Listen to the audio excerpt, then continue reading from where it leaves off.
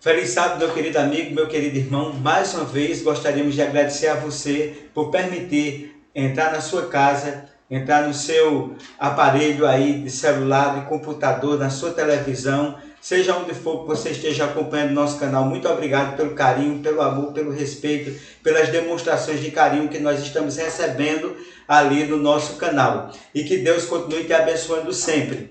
E neste momento nós gostaríamos de pedir a você, ainda há tempo de você se inscrever, incentivar um amigo seu, se inscrever, clicar ali no sininho para ser notificado toda vez que uma novidade nós estivermos apresentando no nosso canal. E que Deus continue abençoando a você, sua casa, sua vida, sua família e sua história. E neste momento, para recapitularmos a lição, nós vamos fechar os nossos olhos e falarmos com o nosso Deus. Senhor Deus e Pai, nós te agradecemos pela oportunidade neste momento de estarmos juntos para recapitularmos a lição da Escola Sabatina. Abençoe o meu amigo, minha amiga que se encontra acompanhando neste momento. Venha abençoar a vida dele, a história dele, a existência, a família, o trabalho e tudo, enfim. Que tu nos abençoe neste momento. Em nome de Jesus. Amém.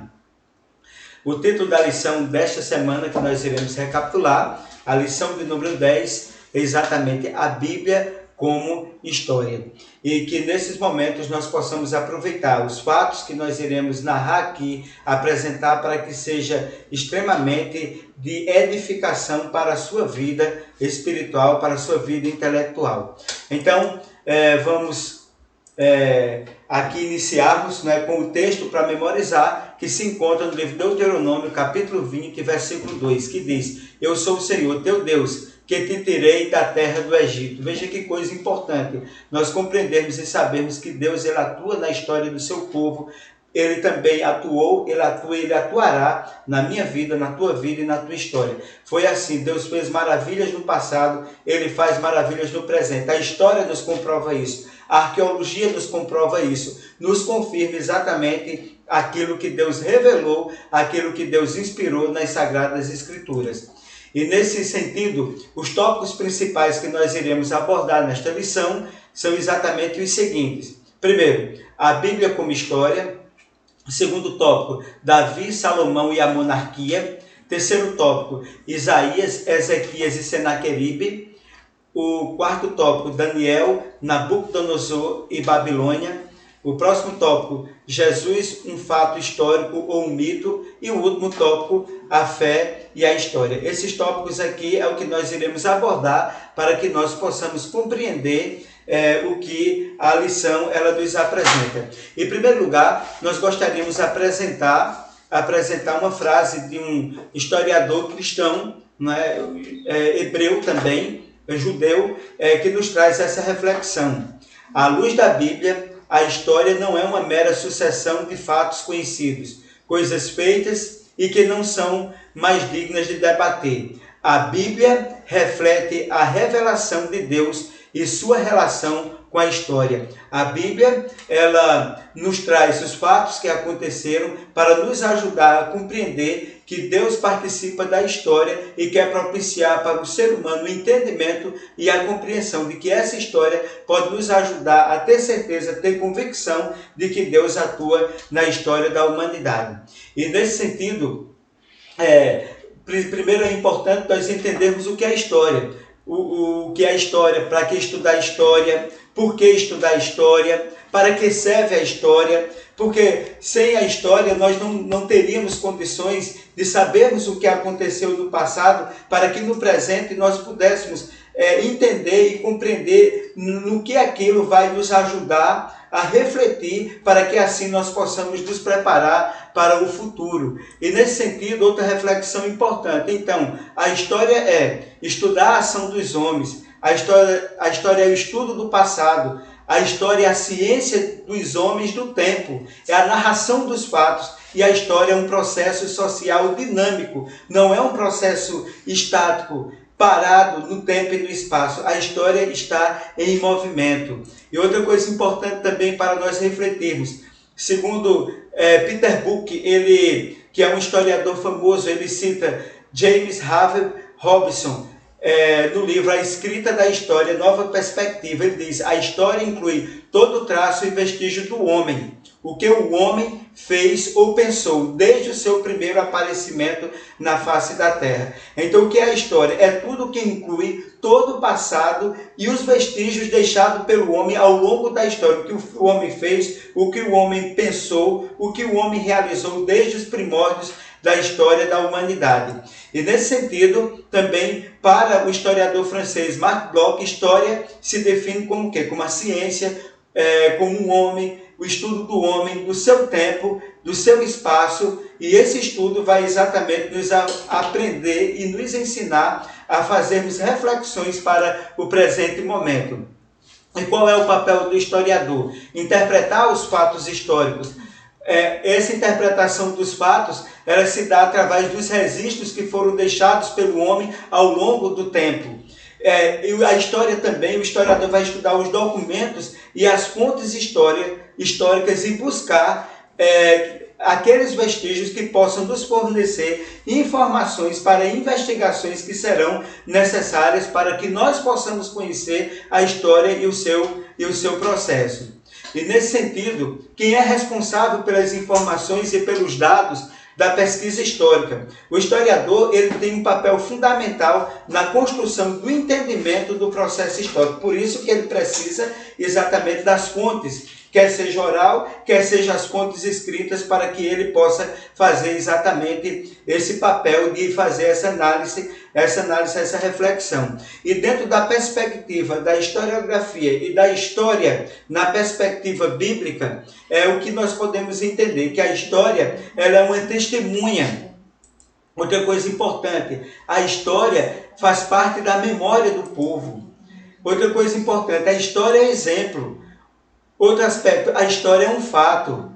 E a história, é esse o diferencial da história que nós estudamos na Bíblia para a história que nós estudamos fora do âmbito da Bíblia. É que a história que é apresentada no relato bíblico, ela nos apresenta a perspectiva da esperança.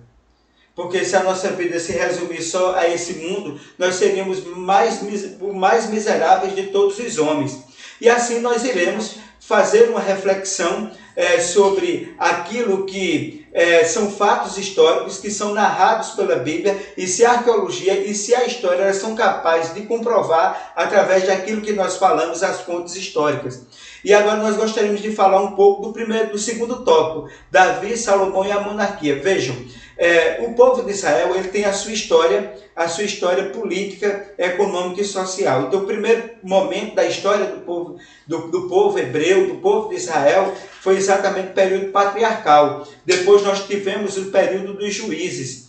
Depois do período dos juízes, nós tivemos o período que nós chamamos da monarquia. A monarquia de Israel, ela veio não como uma vontade de Deus, mas ela veio como uma vontade do próprio povo de Israel. Eles desejavam agora não serem mais governados por um governo teocrático, que era importante e que governava e dirigia o povo. Deus dirigindo a história do povo. Veja que coisa maravilhosa, se nós pudéssemos ter Deus como nosso rei, como nosso governante. Mas o povo escolheu uma monarquia. E dentro da monarquia que foi escolhida pelo povo, e então Deus ele foi colocado pelo povo em segundo plano para dar vez às decisões de um soberano que foi chamado rei, conforme o entendimento que eles tinham, queriam ser semelhantes às nações circunvizinhas. Então foi instalado a monarquia no meio do povo de Israel, e então nós tivemos essa monarquia, os grandes reis que nós tivemos, exatamente, primeiro foi Saul, depois Davi, Salomão. Com a morte de Salomão, o reinado de Israel foi dividido em reinado do norte, chamado reinado de Israel, e o reinado do sul, chamado reinado de Judá. O reinado do norte composto por 10 tribos, e o reinado do sul composto por 2 tribos, que eram Judá e Benjamim. E esses fatos sobre a monarquia e sobre o reinado que existiu no meio do povo de Israel, é importante que nós possamos entender o seguinte, que durante os reinados de Davi e Salomão, houve a maior expansão territorial e religiosa da história de Israel. A história testemunha das promessas que Deus fez a Abraão sobre a expansão do reinado e do estabelecimento do povo que era hebreu, depois se tornou o povo de Israel.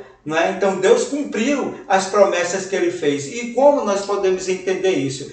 a testemunha que nós temos são as fontes históricas que nos comprovam exatamente que aquelas promessas que Deus fez a Abraão se cumpriram naquele tempo, e as promessas que Deus fez e apresentam na Bíblia são mais de 2.500 promessas, também vão se cumprir na sua vida, na sua casa, na sua família. É só você crer, é só você acreditar. E nesse sentido, né, é interessante que esses textos da Bíblia nos revelam a extensão da terra que Deus prometeu ao seu povo. O engrandecimento do nome de Israel também seria a perpetuidade da descendência. A descendência de Israel seria grande. Então, aquele povo que começou com um pequenino rebanho, cresceu e se tornou, né, uma nação importante, se tornou um povo importante, com uma história que tinha uma relevância naquele contexto do Oriente Médio.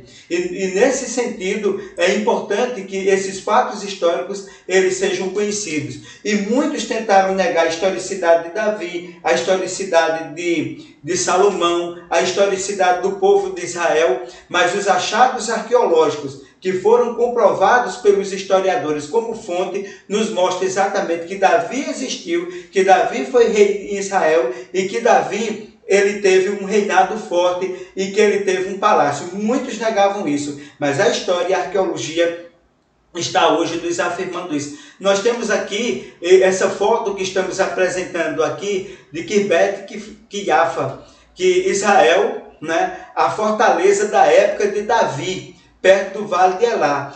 Então isso está revelado na Bíblia, no livro de 1 Samuel. Isso não tinha sido encontrado, mas recentemente foi encontrado esse achado que torna ainda mais relevante e confirma o fato narrado pela Bíblia. Outra coisa também importante, essa pedra que vocês estão vendo aí, essa inscrição moabita sobre a casa de Davi também, que está em 1 Reis, capítulo 12, versículo 20 e 26. Está registrado em Reis e foi encontrado também um artefato, uma peça que exatamente mostra e comprova a existência da casa de Davi. Outra coisa também, o templo de Karnak, no Egito, a referência aos elevados de Davi, dos tempos de Davi. Então faz referência também aos elevados tempos de domínio e da glória do rei Davi, e que está registrado em 2 Crônicas 12:2. E mais recentemente foi descoberto e foi apresentado o palácio de Davi, foi encontrado. E muitos diziam que Davi tinha sido um rei simples, que não tinha nenhuma significância, um simples pastor de ovelha. E hoje a arqueologia e a história já comprovam que Davi existiu, que ele foi um rei, e as comprovações das quais nós mostramos aqui e que os arqueólogos e historiadores encontraram, que comprova a existência do rei Davi. Então isso é uma demonstração da veracidade do texto escrito na Bíblia e dos testemunhos extra-bíblicos da história e da arqueologia. Outro ponto também que é ressaltado na lição, o terceiro tópico da lição, é sobre as narrações do profeta Isaías, sobre o que ele narra sobre o rei Ezequias e sobre Senaqueribe. Esses fatos aqui são importantes porque o que é interessante que Isaías diz? Que Deus ouve o seu povo. Deus ouviu o seu povo no passado, ele escuta o seu povo no presente e ele vai nos escutar sempre que nós pedirmos a ele, sempre que nós acreditarmos, sempre que nós o buscarmos. Deus ele responde também ao seu povo. Deus protege o seu povo.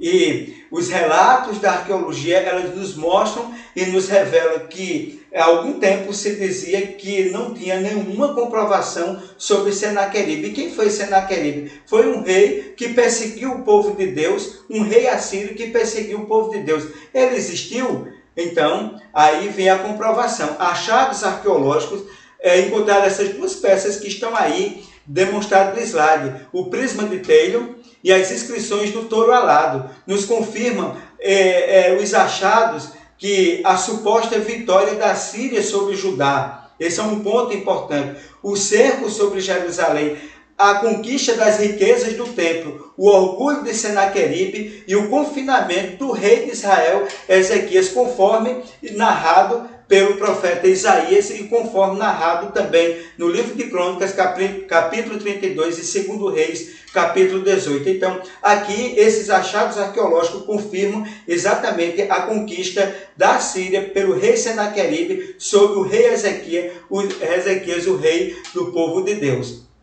E nesse sentido, outro aspecto que é interessante também, a arqueologia nos mostra também a existência de Ezequias, né? E Ezequias como rei lá do povo de Israel, do povo de Deus. Foi encontrado no ano de 1880 um aqueduto embaixo de Jerusalém. Vocês têm aí as imagens, construídas cerca de 701 anos antes de Cristo, escavado na época do cerco de Senaqueribe, e que é relatado na Bíblia, em 2 Reis 20:20 e 2 Crônica, capítulo 32, versículo 2 e 4. E aí abaixo você vê também a inscrição descrevendo a promessa de construção desse arqueduto. Então, essa é uma comprovação de que aquilo que está narrado na Bíblia, ele de fato aconteceu e existiu. Isso é uma comprovação, uma fonte arqueológica e uma fonte histórica também, que nos revela o que a Bíblia já tinha revelado também, o que a Bíblia demonstrava.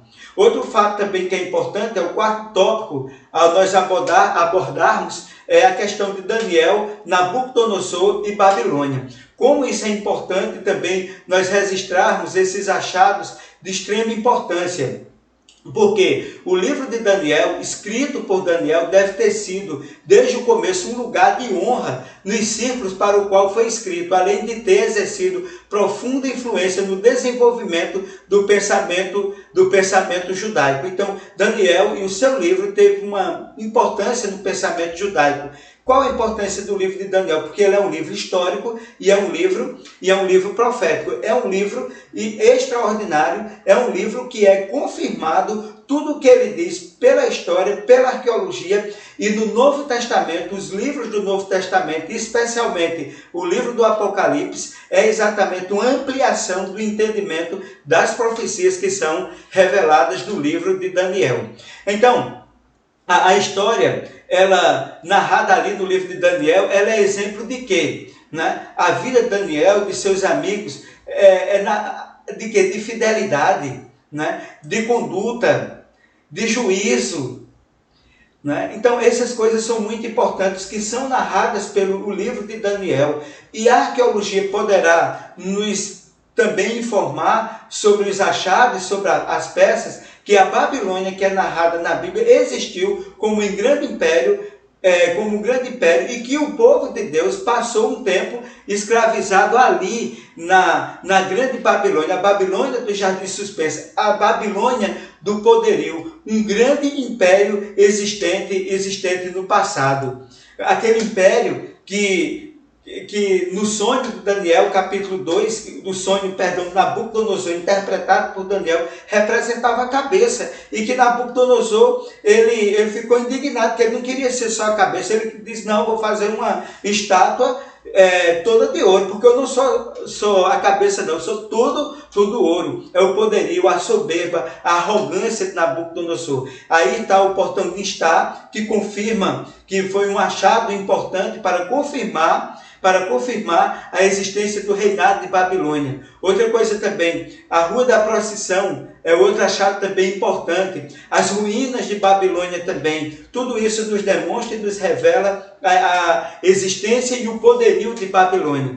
Se você for ao Museu de Berlim, também vai ter lá comprovações da existência também de Babilônia, como uma cidade que existiu, uma cidade que esteve presente, o povo de Deus como escravo, mas que, de fato, com o domínio do filho de Nabucodonosor, o povo de Deus, o templo foi destruído, a cidade foi destruída, se tornaram escravos em Babilônia, mas que Deus, ele prometeu e restaurou o povo para eles retornarem à sua terra, à sua cidade natal. E Babilônia foi totalmente destruída pelo Império Medo-Persa. Então, depois de vermos esses fatos arqueológicos do Antigo Testamento sobre Davi, sobre Salomão, sobre a monarquia, sobre Isaías, Senaqueribes, Ezequias, Daniel, Nabucodonosor, Babilônia, no Novo Testamento, nós teríamos muitas coisas a abordar sobre o Novo Testamento, mas uma questão que se coloca hoje é: Jesus é um fato histórico, conforme é narrado na Bíblia, ou é um mito que foi construído pela Bíblia? Então, não só o Novo Testamento é a figura de Jesus, mas como também a Bíblia foi muitas vezes tratada como um livro de erros, lendas e contradições. E, portanto, nós vimos que a história, a arqueologia, ela nos confirma que os fatos narrados da Bíblia, eles se comprovam através dos achados arqueológicos. E Jesus Cristo, será que existe alguma comprovação arqueológica da existência de Jesus, ou é um mito narrado pelas Sagradas Escrituras? Então vejamos bem essa frase histórica de um historiador da época de Jesus, um historiador judeu chamado Flávio Joséfo. É interessante que nós iremos citar aqui Flávio Joséfo, mas nós teríamos outros, como por exemplo Eusébio de Cesareia, também, que foi um historiador naquele tempo, que também narrou a existência de Jesus. E Flávio Joséfo, no livro História dos Hebreus, ele diz o seguinte: neste tempo apareceu Jesus, que era um homem sábio, se é que podemos chamá-lo apenas de homem, o mais ilustre de nossa nação. O acusaram perante Pilatos. Então, o que é que Joséfo nos mostra? Que a história de Jesus é um fato histórico, que Jesus existiu. Muitos negam que Jesus existiu, que é uma narração fictícia, mitológica que tem na Bíblia. Mas o historiador daquele tempo está confirmando a historicidade de Jesus. O médico historiador Lucas mencionam 3 cenários históricos sobre a época de Jesus, que é importante nós registrarmos aqui. Então Lucas fala sobre o cenário mundial, em Lucas capítulo 3, versículo 1, que fala sobre o predomínio naquele momento do Império Romano. Outro fato também interessante, o cenário político dos governos palestinos, que está em Lucas 3, versículo 1. Outro ponto também ressaltado por Lucas, o cenário religioso, o sacerdócio judaico. Então todos esses pontos são ressaltados pela Bíblia, confirmados pela história, confirmados pela arqueologia. Agora, é possível, nós já vimos uma narração de um historiador da época de Jesus, que Jesus existiu como pessoa, e ele ficou impressionado com a existência não só de Jesus como homem, mas Jesus como algo muito mais do que um homem. E os teólogos defendem Jesus como uma pessoa teantrópica, um homem e o divino. Ele era 100% homem e 100% divino. Ele era Deus, ele era Emmanuel, Deus conosco, que veio aqui a esse mundo. E o profeta Isaías dizia dele que era maravilhoso, conselheiro, Deus forte, Pai da eternidade e príncipe da paz. Ele é tudo isso na minha e na sua vida, se nós acreditarmos exatamente nisso. Mas a arqueologia pode comprovar a existência de Jesus? Então, personagens que existiram no tempo de Jesus, por exemplo, Caifás. Caifás é um personagem que aparece como sumo sacerdote.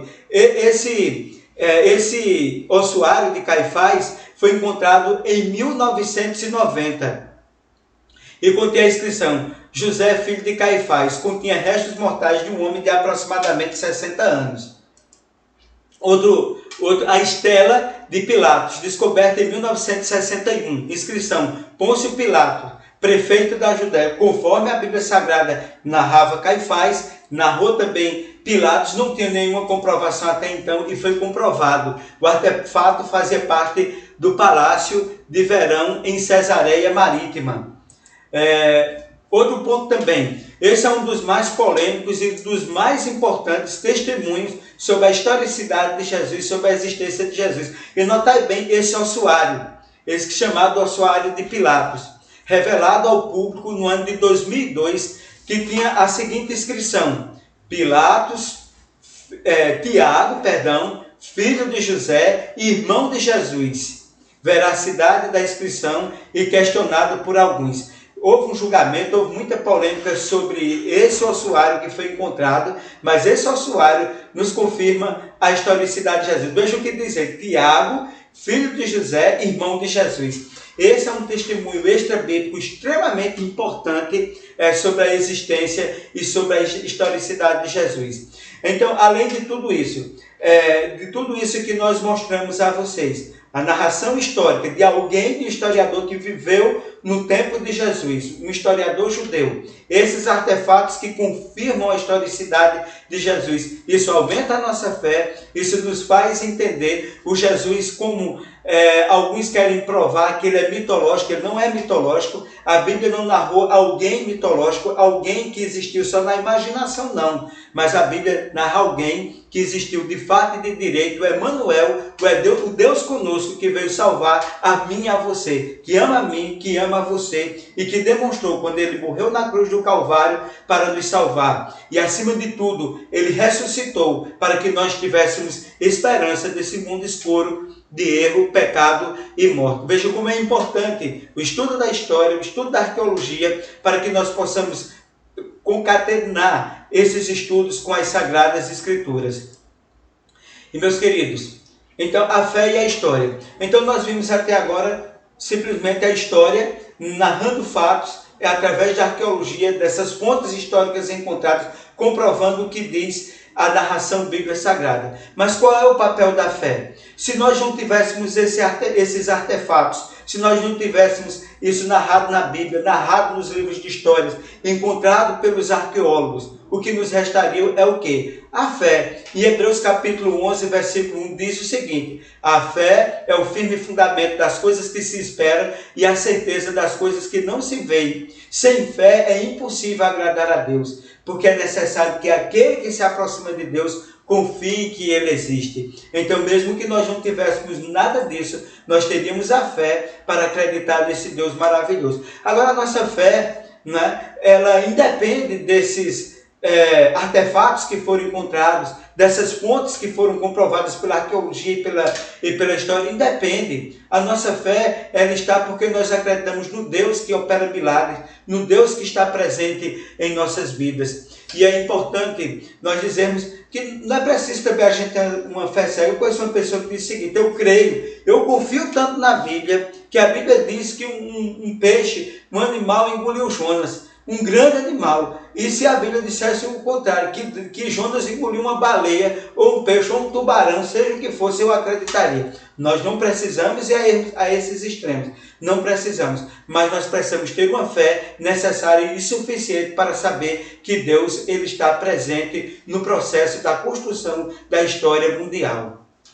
E nesse sentido, é importante esse texto aqui de Ellen White, no livro Eventos Finais, na página 72, que nos diz: nada temos que recear quanto ao futuro, a menos que nos esqueçamos a maneira que o Senhor nos tem guiado no passado. Olha, veja Deus presente na história da humanidade. E nesse momento você deve estar passando por algum problema, alguma dificuldade. Deus está presente na tua vida, Ele conhece a tua história, Ele conhece a tua vida e Ele é capaz de resgatar a gente do pó, da cinza, da lama, seja qual for a situação que estamos vivenciando. Deus, Ele vai nos resgatar e vai nos dar um dia a coroa da vitória. Confie, acredite em Deus, no Deus que atua na história do mundo. Você não tem nada a temer, a não ser que você venha perder a sua esperança ou se esqueça da maneira como Deus tem guiado o seu povo. Deus abriu o mar vermelho, transformou as águas amargas de mar em água doce. Deus deu comida para o povo no deserto, abriu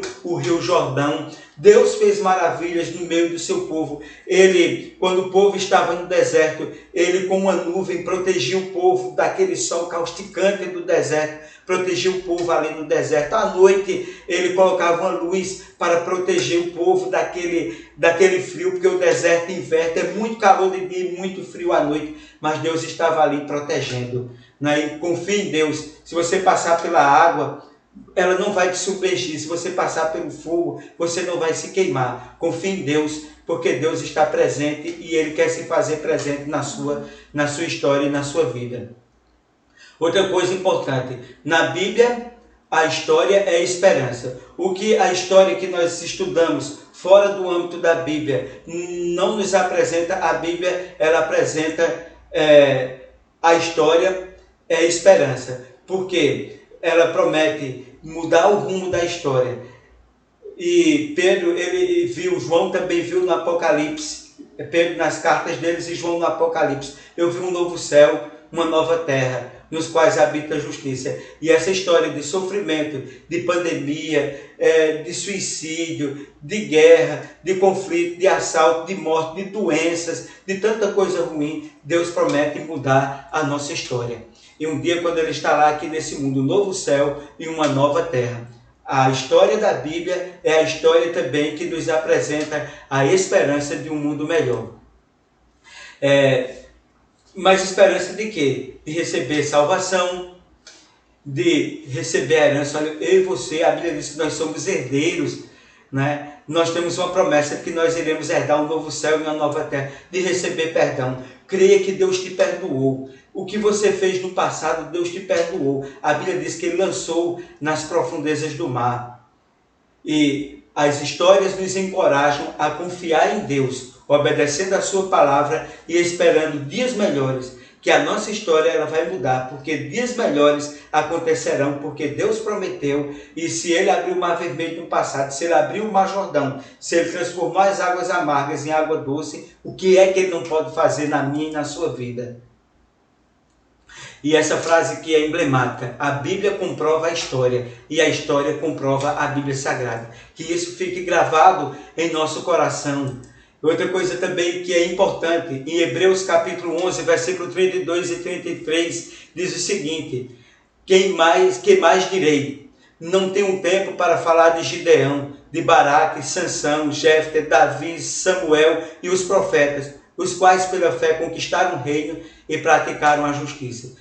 Esses homens de Deus, eles foram registrados e confirmados, muitos deles, pela arqueologia e pela história, né? Mas se não tivesse confirmado nada disso, a história desses homens foram homens que conquistaram o reino, que tiveram conquistas, e pela fé, foi pela fé que eles tinham, porque o reinado de Israel não era, do ponto de vista bélico, tão poderoso como as outras nações. Mas, por exemplo, Gideão, com 300 homens, ganhou de 300 mil homens. Que coisa maravilhosa, porque quando Deus atua, você pode ser pequeno como você for, mas Deus vai te tornar grande, Deus vai te tornar vencedor.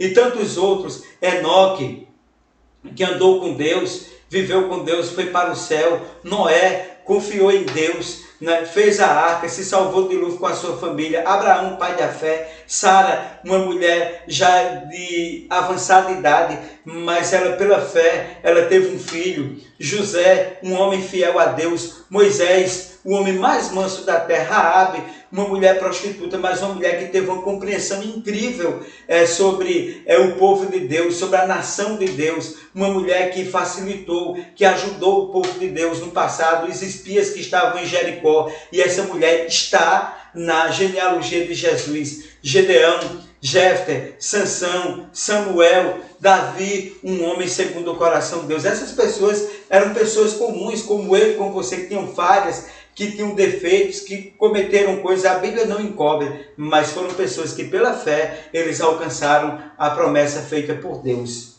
Vamos recapitular agora o nosso estudo. Vamos lá? Primeira pergunta. À luz da Bíblia, a história não é uma mera sucessão de fatos conhecidos, coisas feitas e que não são mais dignas de debate. A Bíblia reflete a revelação de Deus e sua relação com a história. Essa frase é de Haskell, um historiador cristão, né? E com base nesta afirmação, a história abordada pela Bíblia é importante. Assinale a alternativa correta. Letra A. Sim, porque a história é testemunha, memória, exemplo, fato e esperança. Letra B. Sim, porque a história é testemunha, memória, exemplo, fato, mas ela não é confiável. Letra C. Sim, porque a história é testemunha, memória, não confirmada pela arqueologia, fato e esperança. Entenderam? Um tempinho aí para você pensar na resposta. Vamos à resposta correta. A resposta correta é a letra A. Por que a letra A? Porque exatamente a Bíblia Sagrada, né? A Bíblia Sagrada, com base nessa afirmação de Haskell, a Bíblia, a história abordada pela Bíblia é importante. Por quê? testemunha, memória, exemplo e esperança. A diferencial da Bíblia é exatamente isso, que ela nos apresenta a esperança. Então, a letra correta é a letra A. A segunda pergunta: a história e a arqueologia conseguem comprovar a existência de Davi, Salomão, da monarquia do povo de Israel? Assinale a alternativa correta. Letra A: o reinado de Davi não foi comprovado, apenas o de Salomão, pela história e pela arqueologia. Letra B: o reinado de Davi, de Salomão e a monarquia de Israel foi devidamente comprovada pela Bíblia, a história e a arqueologia. Letra C: Davi e Salomão não foram reis de Israel conforme a Bíblia, a arqueologia e a história. Um tempinho aí para você pensar qual a alternativa correta. A história e a arqueologia conseguem comprovar a existência de Davi, Salomão e da monarquia do povo de Israel? A letra correta é a letra B. Por que a letra B? A letra B porque o reinado de Davi, de Salomão, a monarquia de Israel foi devidamente comprovado pela Bíblia, pela história e pela arqueologia. Então, confirmando, a resposta correta é a letra B. Agora, terceira pergunta. Conforme o relato do profeta Isaías, quem foi Ezequiel e Senaqueribe? Assinale a alternativa correta. Letra A: foram dois irmãos que ajudaram no desenvolvimento do povo de Deus. Letra B: Ezequiel foi um rei inimigo do povo de Deus, protegido por Senaqueribe. Letra C: Senaqueribe foi um rei assírio que combateu o povo de Deus no reinado do rei de Judá, Ezequias. O que é que o relato, o estudo que nós tivemos, comprovado pela história, pela Bíblia e pela arqueologia, nos diz sobre isso aí? Qual a alternativa correta? Vamos lá, um tempo para você responder. Vamos lá. A resposta correta é a letra C. Por que a letra C? Porque, de fato, Senaqueribe foi um rei assírio que combateu o povo de Deus no reinado do rei de Judá, Ezequias, né, que foi humilhado. O reinado de Ezequias, que era o reinado de Judá, foi dominado pelo rei ímpio assírio Senaqueribe. Vamos agora, então a letra correta é a letra C. Vamos agora à quarta pergunta. Vamos lá, preste bem atenção. Segura aí. A história, a vida e o ministério de Jesus Cristo é narrada apenas pela Bíblia? Assinale a alternativa correta. Letra A: testemunhos extrabíblicos como a história e a arqueologia confirmam a vida, a história e o ministério de Jesus.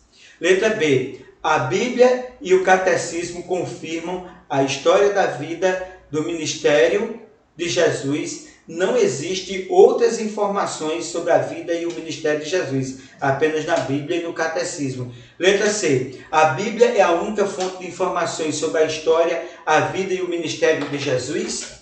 Pense um pouquinho aí na resposta. Vamos lá? Vamos lá? A resposta correta é a letra A. A letra A, por quê? Porque, de fato, a história e o ministério de Jesus, existem testemunhos extrabíblicos fora da Bíblia que narram na história e na arqueologia, que confirmam a existência e a história de Jesus Cristo. E a última pergunta, a quarta foi a letra A, a última pergunta, número 5, além da Bíblia, da história e da arqueologia, qual ou quais os outros ou outros meios para compreender e entender a história narrada pela Bíblia? Além da história, da arqueologia, né, essas fontes históricas, que outra fonte nós temos para entender as histórias da Bíblia? Então, letra A, a fé. Letra B, os sacrifícios e ofertas. Letra C, as penitências aos lugares sagrados nos ajudam a compreender isso. É a fé, é os sacrifícios e ofertas ou as penitências aos lugares sagrados?